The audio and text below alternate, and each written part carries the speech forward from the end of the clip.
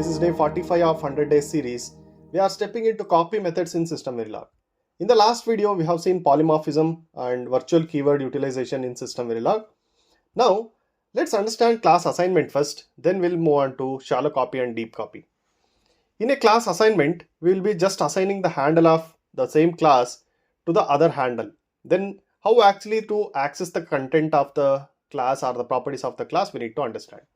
Here we have a class, packet class, and int value declaration. This is a simple class now. Inside a module, I am having packet class with a handle pkt1 and pkt2, and initial begin, I am calling the constructor of the class through pkt1. It means I am creating an object through pkt1 handle. Now this pkt1 object is created. So I can assign a value as 10. If you display that content through pkt1, you can see 10 over here. Before that, what I am doing, I have another handle pkt2 also. I am just assigning that with pkt1. It means the handles are copied and they will be pointing to the same object what we have created here. So through pkt1 and pkt2, if you display the value, it will be displaying as 10 from pkt1 dot value and pkt2 dot value. Now I will try to update the value from the other handle. pkt2 dot value is equal to 25. This updation will affect through pkt1 dot value and also pkt2 dot value. Why? Because both pointing to the same memory object here. This is pkt1 object created and pkt2 is just a handle to that particular packet, right? Multiple handles for the same object here. So changing through one will be affecting the other as well. This is all about class assignment. Then we have shallow copy method to copy the content of the class, like class properties. Here we have class A and class B. Class A having integer I with value 5 and class B will be having integer j with value 50. And inside a class B, I have an object of class 1 created. So for class B, this becomes an internal object. Now module shallow copy auto. Here I have class B. Remember, this is class B. And I have two handles b1, b2. How to copy the content of b1 to b2? I am just creating an object through b1. b1 is equal to new. And then I am creating an object of b2 also is equal to new. And at a time, I will be copying the content of b1 as well. Now, this class B having j and also internally it has an object of this class as c1. Now to display the contents, initially we need to get a value 5 and 50 through b1 and b2. Since we have copied them. Initially b1.j, b1.c1.i. If you observe, b1.j means this class property we can directly access from the handles. If you want to access the content of A, we need to go through c1. Why? Because we have a class B and their handles here. So b1.j, and to access this I, b1 is this. Internally we have c1 and then we need to access I. If you display this, initially we will be having 50 in j and I as 5. We have successfully copied the two contents and it is fine now. Now I am trying to update the value of j and I through b1 handle. Now b1 and b2 are two separate objects. Just we have copied the content. From here onwards it should behave as separate memory.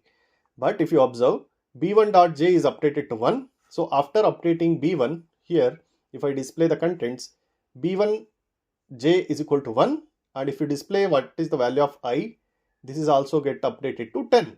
That is correct. But if you try to display the content through b2, b2 will be having, b2.j will be having the previous value.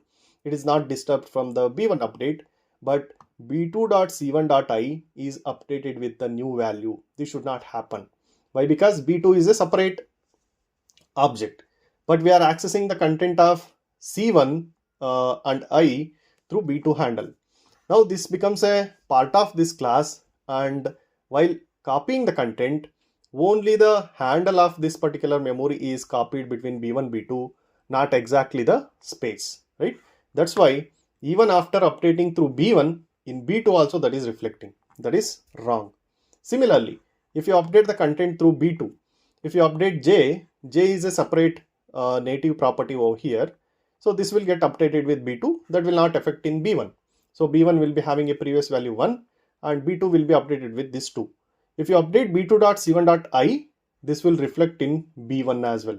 See, b1.c1.i also updated to 20. This should not happen. This is the problem with the shallow copy. Here, nested objects are not copied properly. Only the handles are going to be copied. Means b1 and b2 will be pointing separately for this j, but they are pointing to the same memory for this I. That's why whenever you are going to update I, the same value will be reflected in b1 and b2. So which means any changes are done in the nested copy of the object, that is I, will affect in the nested original object as well. That is the problem with the shallow copy method. So to avoid that, we need to go to deep copy. In deep copy, again I will be having a same example. We have class A, class B with I is equal to 5, and here we have j, that is 50. And here I have a class A object, that is through C1. And in class B, I have a copy method defined. This is a deep copy constructor. So in order to do a copy of the nested class properly, we need to have a copy method here. Then we need to have class B over here as an object. And whenever we are going to call this copy method, means while copying the content of B1 to B2, we need to call this and we need to pass the object as B1 here. So whatever the content of B1 will be copied to B2 separately, and explicitly 2 copies of the sub object also get created. So you can observe this dot j will be assigned with this b1 dot j, and this dot c1 refers to c1, and then I will be assigned with object b's of c1 dot I. So this is the copy method we have. So inside a module deep copy demo, we have only class B handles b1 b2, and the 2 separate objects are created, and while copying the content we are calling this copy method present in class B.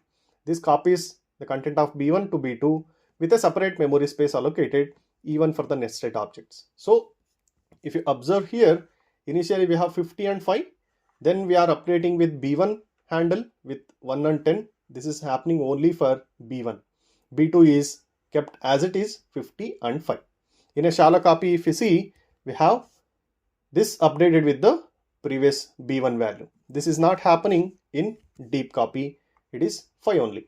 Similarly, if you update the content with b2 handle, you can observe b2 value is changed and b1 value 1 and 10 is kept as it is, right? This is the difference between the deep copy and shallow copy. Deep copy copies the content correctly. So here b1, b2 are the separate objects created, and there is a copy method extra we have written that will do the class properties copied correctly even if it is a nested class, right? This is all about the SystemVerilog shallow copy and deep copy. So deep copy will be much utilized. Why? Because even if you have a nested class inside a class, those objects are going to be copied successfully and separate copy of that memory space will be created. This is all about the shallow copy and deep copy in SystemVerilog.